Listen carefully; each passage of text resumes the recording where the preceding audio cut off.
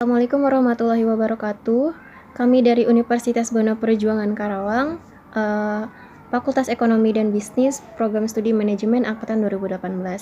Kami dari kelas Manajemen 18J dan juga dari kelompok 7. Di sini kami akan memaparkan tentang strategi mempertahankan market share saat dan pasca pandemi COVID-19 pada kedai kopi kocok cabang Galuh Mas Karawang. Pemaparan kali ini kami tunjukkan untuk memenuhi salah satu tugas mata kuliah kami, yaitu teori pengambilan keputusan. Sebelum kita ke materi, di sini saya akan memperkenalkan diri terlebih dahulu. Nama saya Eka Nur Fadilah dari kelas manajemen 18J dan teman-teman saya.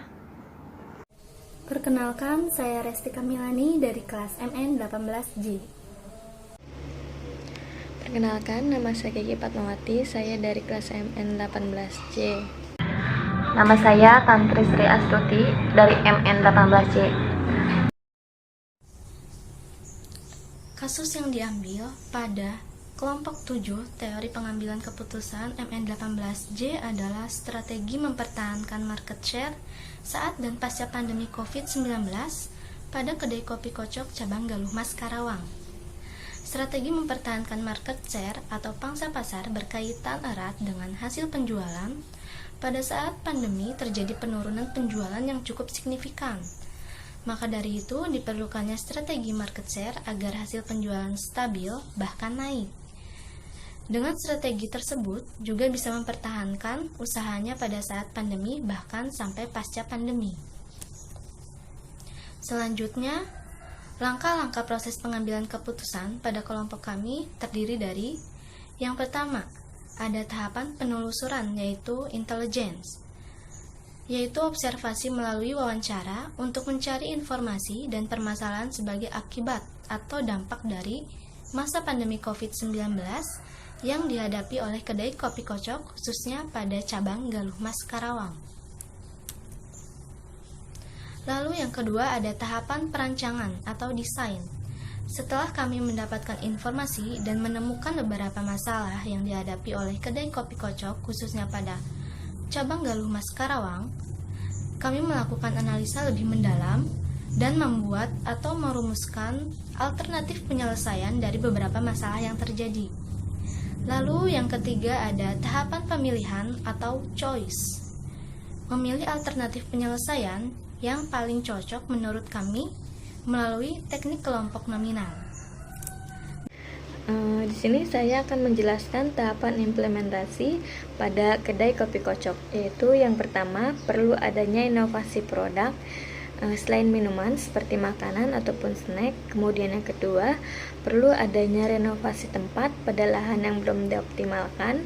Kemudian yang ketiga perlu adanya kreativitas dalam mendesain dan memberikan suasana nyaman pada ruangan konsumen, seperti memberikan musik sehingga tidak terdengar suara bising dari mesin kopi ataupun dari jalan raya. Kemudian yang keempat, adanya digitalisasi marketing.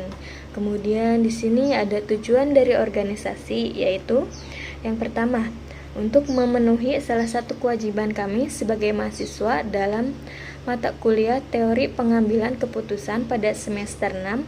Kemudian yang kedua, yaitu untuk mengimplementasikan teori yang telah kami dapat di bangku kuliah. Kemudian yang ketiga, yaitu untuk menambah wawasan kami sebagai mahasiswa dalam hal pengambilan keputusan masalah. Kemudian yang keempat, untuk memberikan kontribusi dalam hal saran terhadap UMKM yang telah kami teliti, yaitu kedai kopi kocok. Kemudian di sini ada tujuan pengambilan keputusan pada kedai kopi kocok. Yang pertama, meningkatkan penjualan pasca pandemi COVID-19. Yang kedua, yaitu mempertahankan pelanggan saat pandemi COVID-19. Yang ketiga, yaitu menarik minat pelanggan baru untuk melakukan pembelian pada kedai kopi kocok. Kemudian yang keempat, yaitu mengoptimalkan digitalisasi marketing pada kedai kopi kocok. Selanjutnya saya akan membacakan penjelasan langkah-langkah proses pengambilan keputusan secara rinci, yaitu ada apa saja. Yang pertama, tahap penelusuran atau intelligence. Dari kelompok kami melakukan observasi melalui wawancara untuk mencari informasi dan permasalahan sebagai akibat atau dampak dari masa pandemi COVID-19 yang dihadapi oleh kedai kopi Kocok,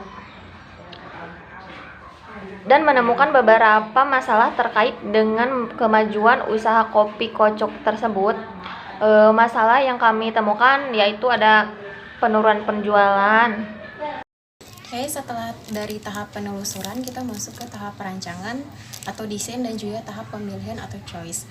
Jadi dari tahap perancangan ini, setelah kami mendapatkan informasi dan menemukan beberapa masalah yang dihadapi oleh kopi Kocok, kami melakukan analisa lebih mendalam dan membuat atau merumuskan alternatif penyelesaian dari beberapa masalah yang terjadi. Dari masalah yang kami temukan di kedai kopi Kocok, dan kami hanya berfokus pada masalah penurunan penjualan.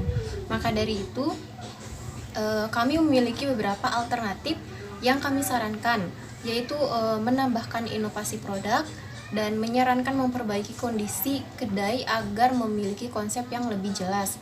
Selain itu, memaksimalkan lahan kosong yang dimiliki kedai. Selain itu juga menggunakan digitalisasi marketing. Dan yang tahap ketiga yaitu tahap pemilihan atau choice. Dari beberapa alternatif penyelesaian yang kami sarankan, kami menggunakan teknik kelompok nominal untuk mengambil salah satu alternatif yang cocok terkait masalah yang terjadi pada kedai kopi Kocok. Dan pada tahap keempat yaitu ada tahap implementasi atau implementation.